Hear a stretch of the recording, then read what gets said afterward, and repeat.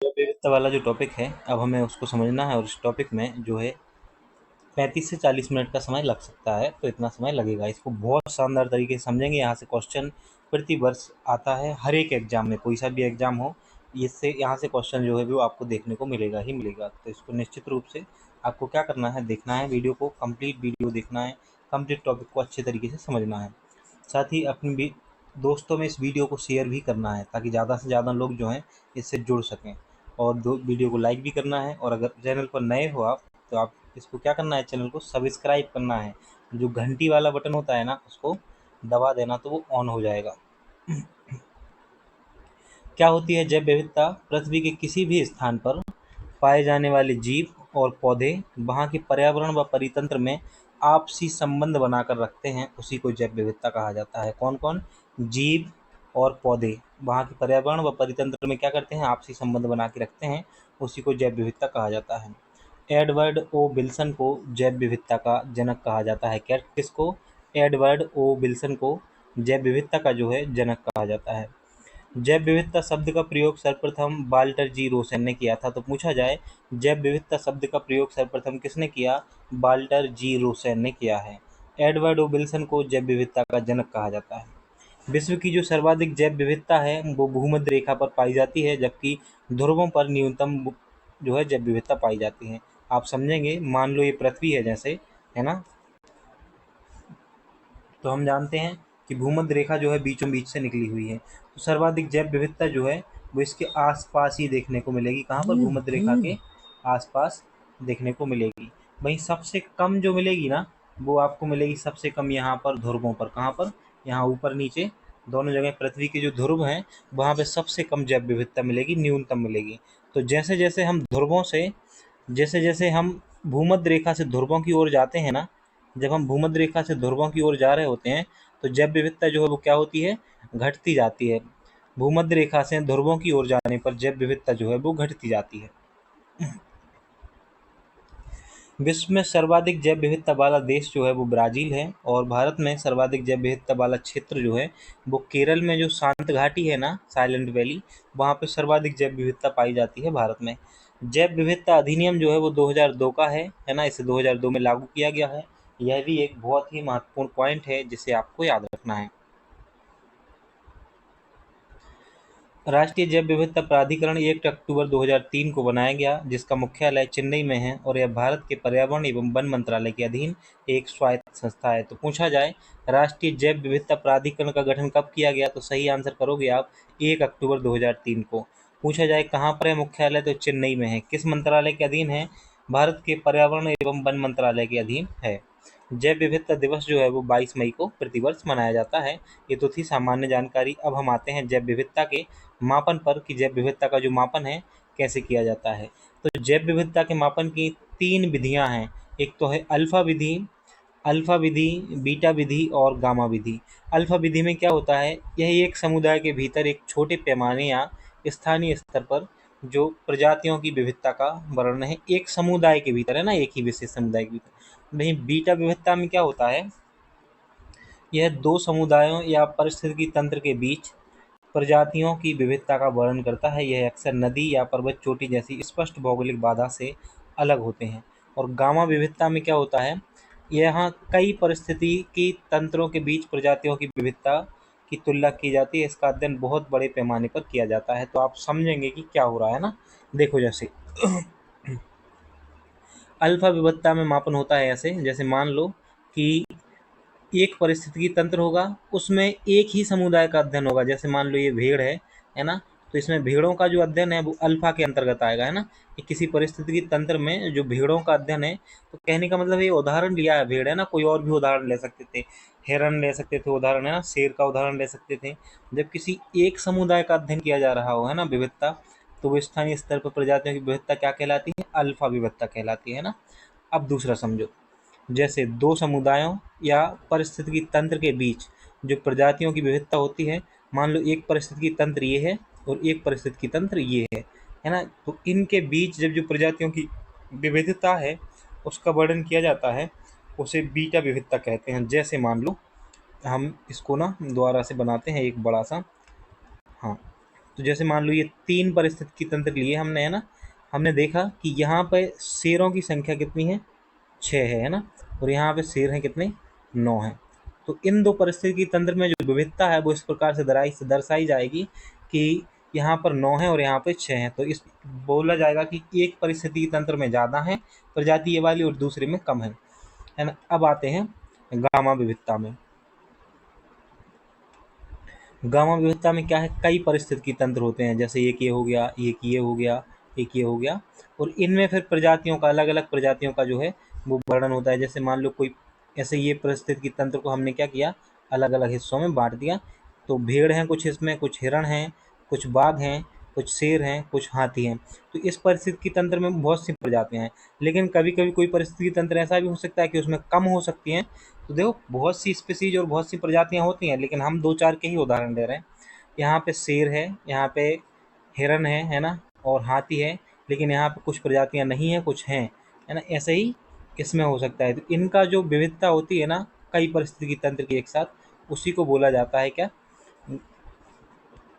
Gamma विविधता। तो I hope कि आपको चीज़ें समझ में आई होंगी। अब हम जैव विविधता के प्रकार पे आते हैं। जैव विविधता जो है 3 प्रकार की होती है। एक तो होती है आनुवांशिक जैव विविधता, एक ही प्रजाति में पाई जाने वाली जीन संबंधी जो विविधता होती है उसे आनुवांशिक विविधता कहते हैं। प्रजातीय जैव विविधता, विभिन्न प्रजातियों के मध्य पाई जाने वाली विविधता। और पारिस्थितिकी तंत्र जैव विविधता, किसी एक क्षेत्र में उसके पारिस्थितिकी तंत्र के आधार पर पाई जाने वाली जो विविधता होती है, पारिस्थितिकी तंत्र जैव विविधता कहलाती है। जैव विविधता को जो संरक्षण है वो 2 आधार पर किया जाता है। एक तो किया जाता है इन सीटू, और एक किया जाता है एक्स सीटू। इन सीटू 100 स्थानीय कहलाता है, उसी स्थान पर है ना। इस प्रकार के संरक्षण में जीव, जो इन सीटू होता है, इस प्रकार के संरक्षण में जीव एवं जंतुओं को उनके प्राकृतिक आवास में संरक्षण दिया जाता है। नेचुरल हैबिटेट जो है ना, ये शब्द विशेष रूप से याद रखना है कि प्राकृतिक आवास में संरक्षण दिया जाता है। जैसे क्या किया जाता है, इसके लिए राष्ट्रीय उद्यान बनाए जाते हैं, है ना। जो पहले से प्राकृतिक जंगल है ना, उनमें राष्ट्रीय उद्यान बनाए जाएंगे, वन्यजीव अभ्यारण्य और जैव मंडल आरक्षित क्षेत्र। वहीं XC2 में क्या होता है, जो इसको बोलते हैं परिस्थानी, इसमें एक आर्टिफिशियल आवास बनाया जाता है, कृत्रिम आवास बनाया जाता है, और उसमें संरक्षण दिया जाता है। जैसे जूलॉजिकल पार्क हो गया, सफारी हो गया, बॉटनिकल गार्डन हो गया, सीड बैंक हो गया, टिश्यू कल्चर हो गया, नर्सरी हो गए। तो इनका प्रयोग किया जाता है। क्यों बनाना पड़ता है, ऐसा क्यों करना पड़ता है, XC2 का ये आधार क्यों अपनाना पड़ा, क्योंकि जो कुछ जीव जंतु जो है ना, प्राकृतिक आवास में खतरा होने पर उनके लिए कृत्रिम आवास में रखना पड़ता है, आर्टिफिशियल हैबिटेट में शामिल करना पड़ता है। क्या होते हैं राष्ट्रीय उद्यान, तो देखो राष्ट्रीय उद्यान में क्या क्या प्रतिबंधित होता है, किस चीज़ की अनुमति होती है, इसको समझें आप। तो राष्ट्रीय उद्यान जो होते हैं ना, यहाँ पे मानवीय क्रियाकलाप पूर्णतः प्रतिबंधित होते हैं। सामान्यतः आरक्षित वनों में बनाए जाते हैं राष्ट्रीय उद्यान, जो आरक्षित वन होते हैं ना, उनमें बनाए जाते हैं राष्ट्रीय उद्यान। यहाँ पशु चराई भी पूर्णतः प्रतिबंधित होती है। वर्तमान में कुल राष्ट्रीय पार्क जो हैं वो 106 हो गए हैं 10 अगस्त 2023 तक। भारत का सबसे बड़ा राष्ट्रीय उद्यान जो है वो हेमिस लद्दाख में स्थित है, और पहला जो है भारत का वो जिम कॉर्बेट उत्तराखंड में स्थित है। 106वां जो है वो रायमोना नेशनल पार्क असम को बनाया गया है, 106वां। क्या होता है वन्यजीव अभ्यारण्य, क्या होता है, राष्ट्रीय उद्यान तो देख लिया, अब वन्यजीव अभ्यारण्य पे आते हैं। तो मानवीय क्रियाकलाप यहाँ पे सीमित होते हैं। जो मानवीय क्रियाकलाप हैं यहाँ पे सीमित होते हैं वन्यजीव अभ्यारण्य में। मतलब मानवीय क्रियाकलाप, कुछ कुछ क्रियाकलापों की अनुमति होती है।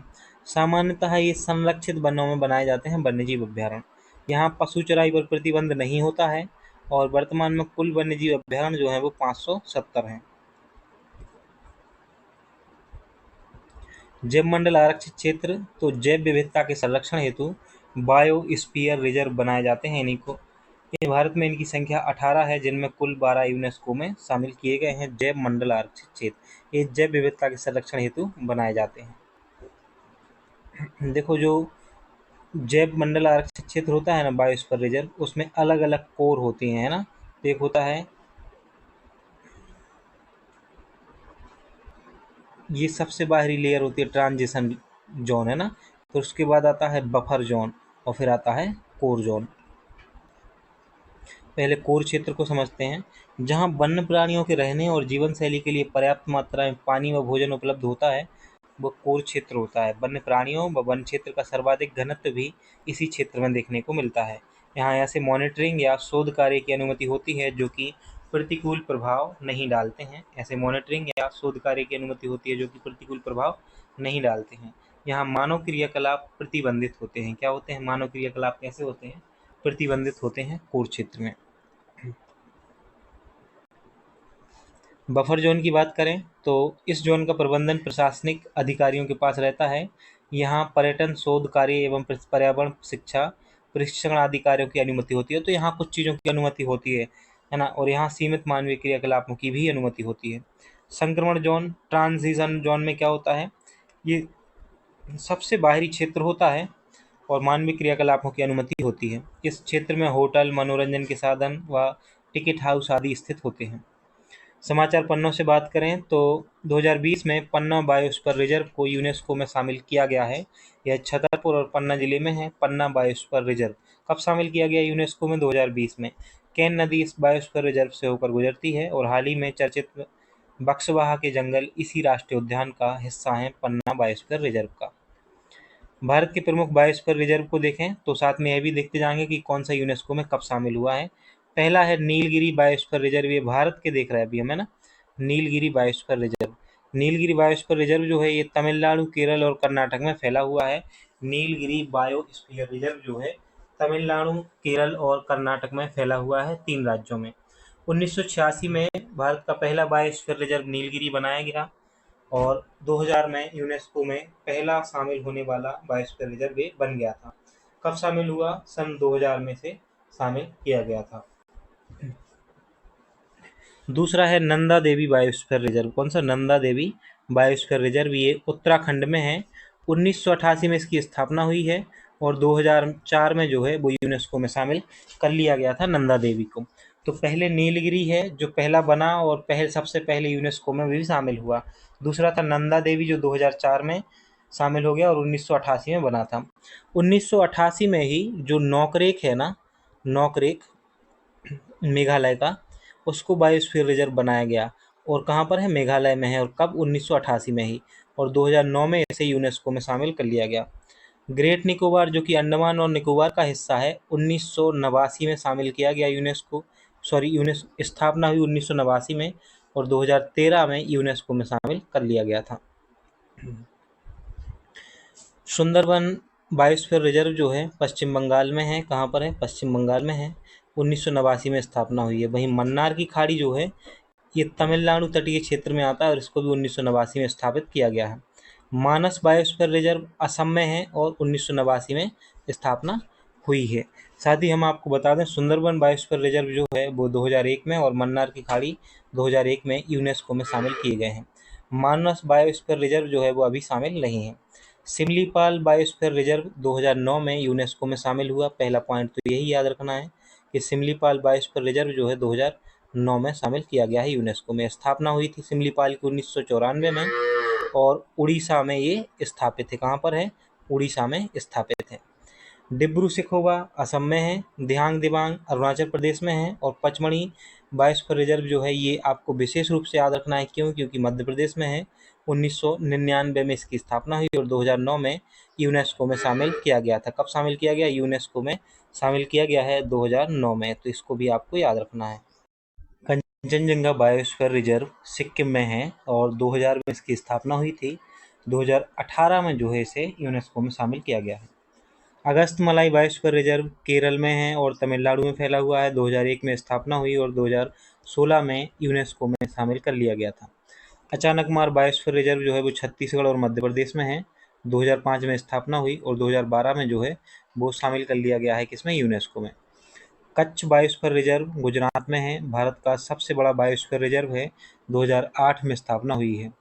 Cold desert biosphere reserve Himachal Pradesh में है। 2009 में स्थापना हुई है।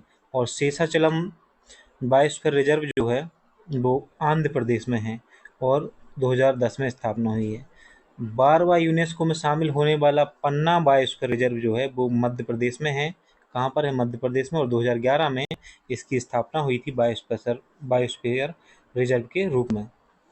जैव विविधता ह्रास के कारण क्या है इनको देखें तो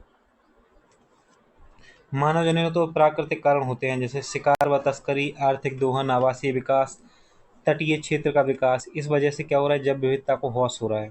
साथ ही प्राकृतिक कारण क्या है, बाढ़, भूकंप, जलवायु परिवर्तन और हिमस्खलन के कारण भी होता है।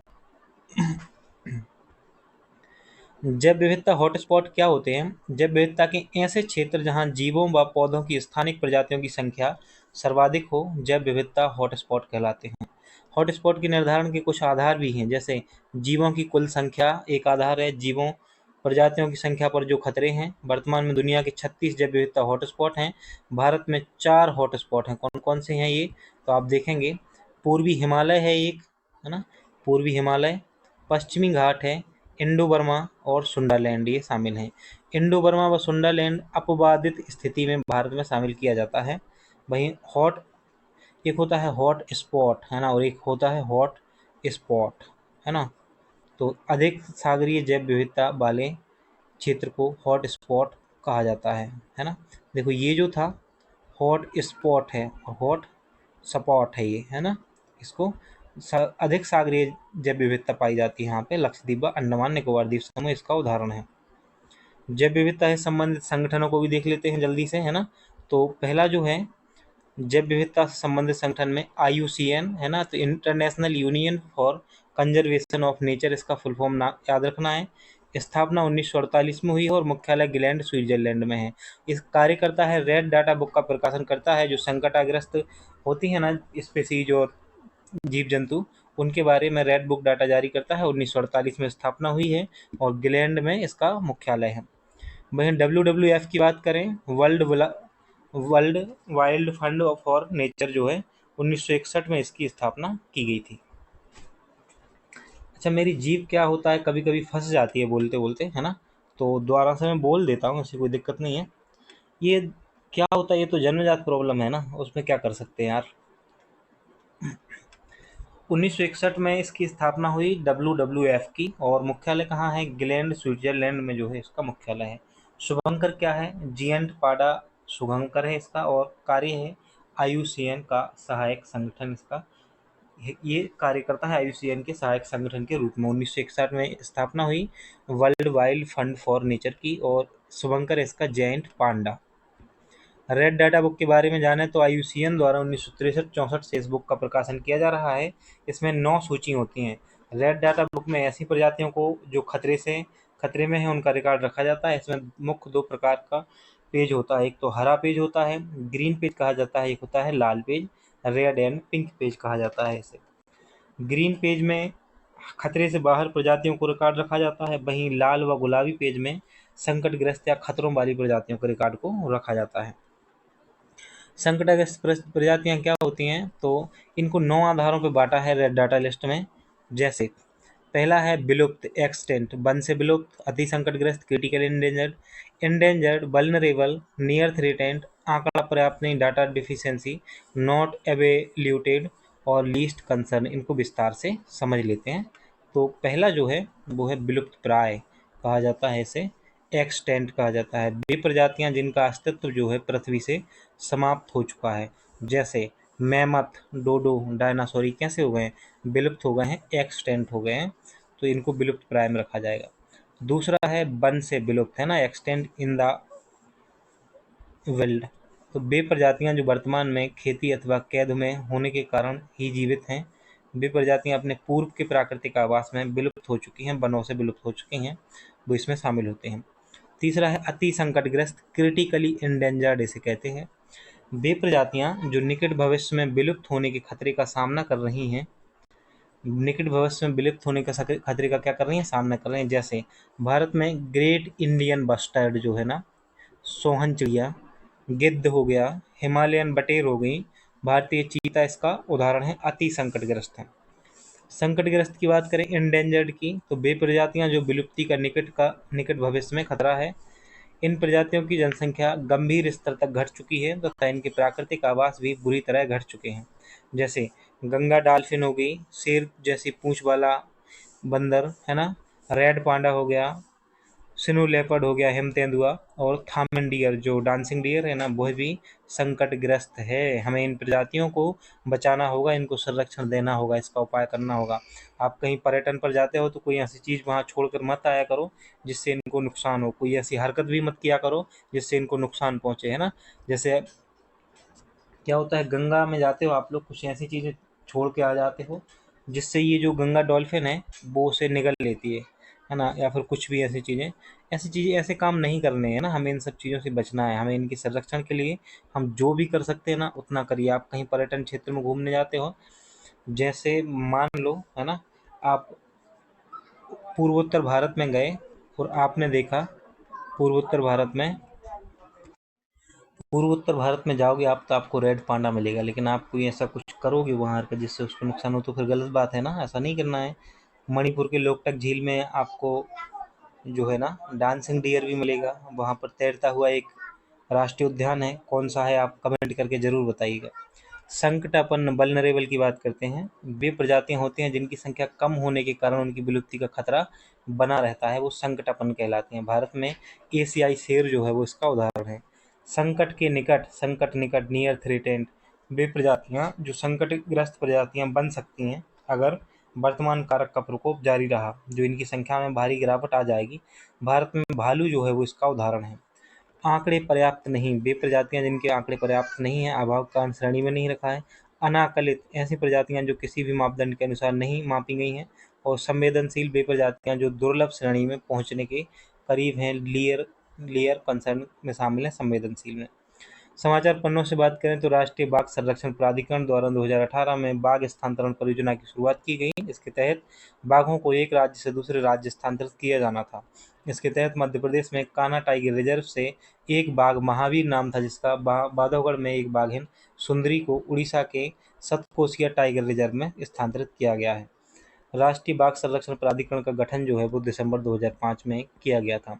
गोवा प्लान को साकार करने वाले तथ्यों को देख लें तो the limit to growth report का प्रकाशन 1972 में किया गया था। पूछा जाए the limit to growth report का प्रकाशन कब हुआ? 1972 में हुआ। SDG India index NITI Aayog द्वारा जारी किया जाता है और इसमें केरल ने 2021 में टॉप किया है। पर्यावरण संरक्षण अधिनियम 1986 का है, जिसे छाता विधान के नाम से भी जाना जाता है। इको मार्क उन भारतीय पदार्थों को दिया जाता है जो पर्यावरण के प्रति मैत्रीपूर्ण हो। साइलेंस स्प्रिंग पुस्तक की लेखिका रेचल कार्सन है। कौन है? रेचल कार्सन है साइलेंस स्प्रिंग की। किसी कंपनी के उत्पाद पर्यावरण की दृष्टि से बेहतर हैं कि गलत जानकारी फैलाना ग्रीन वॉशिंग कहलाता है। तो देखो, किसी कंपनी का जो उत्पाद है अगर पर्यावरण की दृष्टि से बेहतर है कि गलत जानकारी फैलाना क्या कहलाता है? ग्रीन वॉशिंग कहलाता है। जैसे रामदेव बाबा के बहुत सारे प्रोडक्ट हैं, है ना, उन पर लगातार सुप्रीम कोर्ट अब फटकार लगा रहा है उनको, है ना, मिलावट के केस आ रहे हैं और भी चीज़ें। और बहुत सारी चीज़ें तो ऐसी आई हैं जो आपकी जान के लिए भी खतरा हो सकते हैं, जिनको पतंजलि के नाम पर आपने खरीदा और आपने उपयोग भी किया होगा पहले, है ना। तो आपको ऐसी चीज़ों से जुड़े रहना चाहिए, कभी कभी देखते रहना चाहिए। और सबसे अच्छी जानकारी जो है, मुझे ऐसा लगता है कि न्यूज़ चैनलों पे तो मिल ही नहीं रही है जानकारी ढंग की। अगर आपको देखना है कि अच्छी जानकारी कहाँ मिलेगी तो आप मैं रिकमेंड करूँगा, आप बीसीसी न्यूज़ हिंदी, है ना, और आप द लल्लन टॉप जो एक यूट्यूब चैनल है उस पे भी न्यूज़ को देख सकते हो। तो अच्छी निष्पक्ष न्यूज़ आती हैं और काम की न्यूज़ आती हैं, है ना। आपके हेल्थ के लिए सुप्रीम कोर्ट के जो जजमेंट है उनको अच्छे से समझाया जाता है, बताया जाता है। तो परीक्षा में तो सहयोगी होंगे ही। वहीं बीसीसी न्यूज़ हिंदी को भी आप जो है देख सकते हो, वहाँ से भी आपकी समझ अच्छी बनेगी चीज़ों को लेके। अंतर्राष्ट्रीय खबरों को बहुत ही अच्छे तरीके से कवर किया जाता है, साथ ही देश की महत्वपूर्ण खबरों को भी कवर किया जाता है। ये जो राष्ट्रीय मीडिया है ना, अभी सिर्फ उन पे तो दो ही चीज़ें चल रही हैं, दिन रात बिल्कुल मेकअप पोत के आ जाती हैं और लगी रहती हैं दलाली करने के लिए। दूसरा, एडवर्टाइजमेंट और राजनीति के अलावा कुछ नहीं दिखाया जा रहा है जो कि आपके उपयोग का नहीं है। हरित विकास ग्रीन डेवलपमेंट पुस्तक के लेखक डब्ल्यू.एम. एडम्स हैं। तो हरित विकास जो पुस्तक है ग्रीन डेवलपमेंट, इसके लेखक हैं डब्ल्यू.एम. एडम्स। भारत द्वारा भूमि क्षरण तटस्थता प्राप्त करने का लक्ष्य जो है वो 2030 रखा गया है। भारत में सबसे अधिक जैव विविधता संपन्न क्षेत्र पश्चिमी घाट शांत घाटी है। भारत में गिद्धों की तेजी से घटती जनसंख्या का मुख्य कारण जो है डिक्लोफिनेक दवा है ना। और कांवरताल रामसर क्षेत्र बिहार राज्य के बेगूसराय जिले में स्थित है। पॉइंट कैलीमियर वन्य जीव पक्षी अभ्यारण्य रामसर साइट तमिलनाडु राज्य में स्थित है। पार्वती अर्गा रामसर स्थल उत्तर प्रदेश के गोंडा जिले में है। ग्रीन हाउस गैसों की जो संकल्पना है जोसेफ फोरियर ने 1824 में दी थी।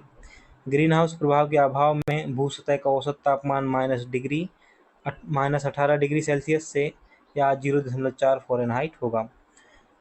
28वां जलवायु परिवर्तन सम्मेलन जो है नवंबर 2023 के मध्यम दुबई में संपन्न हुआ है।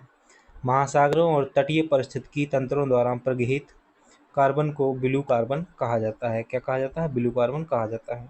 कार्बन क्रेडिट की अवधारणा क्योटो प्रोटोकॉल से संबंधित है। किससे है? कार्बन क्रेडिट की जो अवधारणा है क्योटो प्रोटोकॉल से संबंधित है। विश्व ओजोन संरक्षण दिवस 16 सितंबर को मनाया जाता है। कब मनाया जाता है? 16 सितंबर को मनाया जाता है। कोरिंगा मैंग्रोव वन क्षेत्र गोदावरी नदी के डेल्टा पर आंध्र प्रदेश राज्य में स्थित है। भारत वन रिपोर्ट 2021 के अनुसार मध्य प्रदेश राज्य में 77,493 वर्ग किलोमीटर का वन क्षेत्र है। भारत वन रिपोर्ट 2021 के अनुसार भौगोलिक क्षेत्र का सर्वाधिक वन प्रतिशत मिजोरम में है। तो देखो, भौगोलिक क्षेत्र में पूछा जाए तो सबसे ज़्यादा वन क्षेत्र मध्य प्रदेश का है 2021 के अनुसार, है ना। और सबसे ज़्यादा प्रतिशत में पूछा जाए अगर, तो मिजोरम सही आंसर करना है आपको। पार मार्ग तकनीक का उपयोग कर वन्यजीव की जनसंख्या आकलन किया जाता है। पर मार्ग, है ना, मार्ग। जापान की मियावाकी तकनीक एक छोटे से क्षेत्र में देसी पेड़ों की कई प्रजातियों को रोका जाता है। यह तकनीक 1970 में प्रारंभ हुई है। भोपाल गैस त्रासदी के बाद भारत सरकार ने संविधान के अनुच्छेद 253 के तहत पर्यावरण संरक्षण अधिनियम जो है 1986 को पारित किया था। आपको हम एक थोड़ा सा काम दे रहे हैं, उसको आपको जरूर करना है सभी विद्यार्थियों को। क्या करना है? आज यूट्यूब चैनल पर जाओगे आप गूगल पे, तो आप सर्च करना मियावाकी पद्धति क्या है और उसको कैसे प्रयोग करते हैं। तो उसको देखना कि वो कितनी उपयोगी है। जो भी आपको उसमें उपयोगी लगे तो उसको सीख लेना है उससे, और जो उपयोगी नहीं लगे तो कोई बात नहीं, है ना। आप लोग ऐसे वैसे भी रील देखते रहते होगे, तो ये रील देखने में समय खराब मत करो बेटा, सीखने में समय लगाओ कि कुछ तो अच्छा सीखें, है ना। जीवन को अच्छा बनाएं। जीवन को अच्छा बनाने के लिए बहुत मेहनत की ज़रूरत होती है। ऐसे ही नहीं होता कि आसानी से चीज़ें हासिल नहीं हो जाती हैं। ये 250 के रिचार्ज में आप जो जीवन बर्बाद कर रहे हो ना, ये एक निश्चित समय बाद पता चलेगा कि क्या किया है आपने। ये टॉपिक इतना ही था। इसके बाद जो टॉपिक है अगला वो पारिस्थितिकी तंत्र से संबंधित होगा।